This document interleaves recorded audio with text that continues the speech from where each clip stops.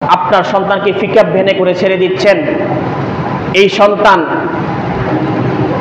এই সন্তানের কারণে আপনি জাহান্নামে যাবেন। আপনার সন্তানকে যেন ডাক দেন নাই, ইন্নার রাজুলু লা তুরফাউ দারাজাতুন ফিল জান্নাহ, জান্নাতের মধ্যে কিছু ব্যক্তিকে মর্যাদা বাড়িয়ে দেওয়া হবে আর কিছু ব্যক্তিকে শাস্তি বাড়িয়ে দেওয়া হবে। ওই ব্যক্তিগুলো ফায়াকুল ইন্নী হাযা, আল্লাহকে চিৎকার করে বলবে, আল্লাহ আমাকে এত গুনাহ তো আমি করি নাই, আমাকে আজকে এত আযাব কেন দেওয়া হচ্ছে, আজকে আমাকে এত আযাব কেন দেওয়া হচ্ছে, এত গুনাহ তো দুনিয়াতে আমি করি নাই। আর কিছু কিছু ব্যক্তি স্বাচ্ছন্দ্যে বলবে যে আমাকে এত সওয়াব দেওয়া হয়েছে, জান্নাতে এত বেশি মর্যাদা বাড়িয়ে দেওয়া হয়েছে, তার কারণ কি? আল্লাহ রাব্বুল আলামিন বলে ফায়াকুলু বিইস্তিগফারি ওয়ালাদিকা লাকা, তোর এমন একটা সন্তান ছিল যে সন্তানের ইস্তিগফারের কারণে আজকে তোকে মর্যাদা বাড়িয়ে দেওয়া হয়েছে। আর কোন কোন ব্যক্তিকে বলবে তোর এমন সন্তান ছিল, অমুক হুজুরে পর্যন্ত ডাক দেওয়ার পর তুই বলেছিলি যে আমার সন্তান আমার টাকা দিয়ে উৎসব করবে, আমার টাকা দিয়ে আতশবাজি ফুটাবে, আপনার কি? এরকম বলেছিলি। এমন বেয়াদব সন্তানের কারণে তুই মরে গিয়েছিস, এত গুনাহ করিস নাই, কিন্তু তোর সন্তানের এমন কুমন্ত্রের কারণে, খারাপ কাজের কারণে আজকে তোর কবর আযাব বাড়িয়ে দেওয়া হলো। মুসলিম শরীফের হাদিস। ফায়াকুল বিইস্তিগফার, কারো ইস্তিগফারের জন্য তার আযাব কমিয়ে দেওয়া হবে।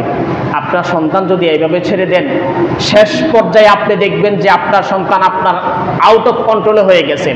ঐশী রহমানের মতো গাঞ্জার টাকা, মদের টাকা না পেয়ে মা এবং বাবাকে ছুরিকাঘাত করে হত্যা করেছিল। ঐশী রহমান শোনেন নাই? 15 সালের ঘটনা, 15-16 সালের ঘটনা। নিজের বাবার বেতন মাত্র 45,000 টাকা, কিন্তু মেয়েকে প্রতি মাসে শুধু হাত খরচ দিত 50,000 টাকা। কোত্থেকে ভাই আপনি পুলিশ মানুষ কোত্থেকে নিয়ে আসেন? আমাদের তো সন্দেহ হয় সামথিং ইজ রং, আপনি অন্যায় কাজে লিপ্ত।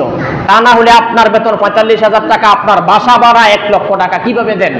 আপনার মেয়েকে প্রতি মাসে 50,000 টাকা হাত খরচ কিভাবে দেন? নিজের মা বাবাকে ছুরিকাঘাত করে হত্যা করেছি। ঐশী রহমান নিজের জীবনও জেল খাটিয়ে শেষ করে দিয়েছে, মা বাবাকেও হত্যা করেছে। তো আমি আপনি যদি কোনো সন্তানকে ছেড়ে দেই, দেখা যাবে যে ঐশীর মতো কুলাঙ্গার জন্ম হবে, তসলিমা নাসরিনের মতো কুলাঙ্গার জন্ম হবে। কিছু কিছু জায়গায় কিছুদিন আগে আপনি দেখে থাকবেন, পিতা তার সন্তানকে কুড়াল দিয়ে কোপায় মেরে ফেলছে। শোনেন নাই? কুষ্টিয়ার দিকে সম্ভবত। কেন মেরেছিল?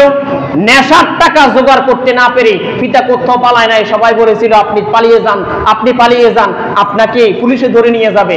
সে কোপানোর পর আবার আঞ্জা করে ধরে, বাবা আমি তোকে মারতে চাই নাই, আসলে তোর নেশার টাকা জোগাড় করতে গিয়ে আমি সম্পদের অর্ধেক বিক্রি করে দিয়েছি, আমি আর পারবো না, কুড়াল দিয়ে কোপায় মেরে ফেলছে।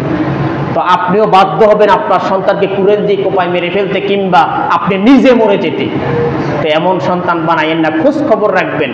আমরা সব সময় দায়িত্ববান পিতামাতা, দায়িত্ববান যে আমার দায়িত্ব টাকা দেওয়া, আমার দায়িত্ব টিউশনি ফি দেওয়া, আমার দায়িত্ব জামা কাপড় কিনে দেওয়া, আমার দায়িত্ব বই খাতা কলম কিনে দেওয়া। আরে ভাই এটা আপনার দায়িত্ব। দায়িত্ববানের পাশাপাশি আপনি যত্নবান হবেন, যত্নবান। আপনার দায়িত্ব টাকা দেওয়া, এই টাকা কোন কাজে ব্যয় করছে? আপনার দায়িত্ব বই খাতা কলম দিয়ে কিনে দেওয়া, এই বই খাতা কলম নিয়ে সে কি বই অফিসে যাচ্ছে, অর্থাৎ স্কুল মাদ্রাসা যাচ্ছে, নাকি কোনো আড্ডাবাজি করতে গিয়ে সিগারেট নিয়ে এক জায়গায় আড্ডা দিচ্ছে? এটা হচ্ছে আপনি যত্নবান হওয়া। দায়িত্ববানের পাশাপাশি যত্নবান হবেন। আপনার সন্তান কাদের সাথে চলাফেরা করছে, কার সাথে কথা বলছে, কার সাথে মিশছে, রাতের 11টার পর বাড়িতে আসলে খবর নেবেন আপনার সন্তান বাড়িতে নাই কেন, কোথায় ছিল এতক্ষণ পর্যন্ত। এগুলো আমরা নেই না। সন্তান একেবারে আমাদের ছেড়ে যাচ্ছে। আর বিদেশি যারা আছে তারা তো আল্লাহ মালুম, বাপেরে বলছে বাবা আমার একটা বড় ফোন লাগবে, কত বড়, বিশাল বড়, ক্যামেরা যেন ভালো হয়।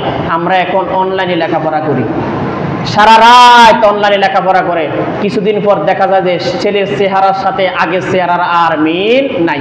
লেখাপড়া করতে করতে শেষ। কি লেখাপড়া করছে সে জানে আর আল্লাহ মাবুদে জানে। তো আপনি খেয়াল রাখবেন আপনার সন্তান কি করে, কোথায় যায়, কার সাথে চলাফেরা করে, কাদের সাথে কথা বলে, যাদের সাথে চলে তারা কেমন লোক, তারা কি সিগারেটে লিপ্ত, নেশায় লিপ্ত, এগুলা খেয়াল রাখবেন। আপনাদের সন্তানদের খেয়াল রাখবেন। আল্লাহ রাব্বুল আলামিন আমাদেরকে বুঝার তৌফিক দিক।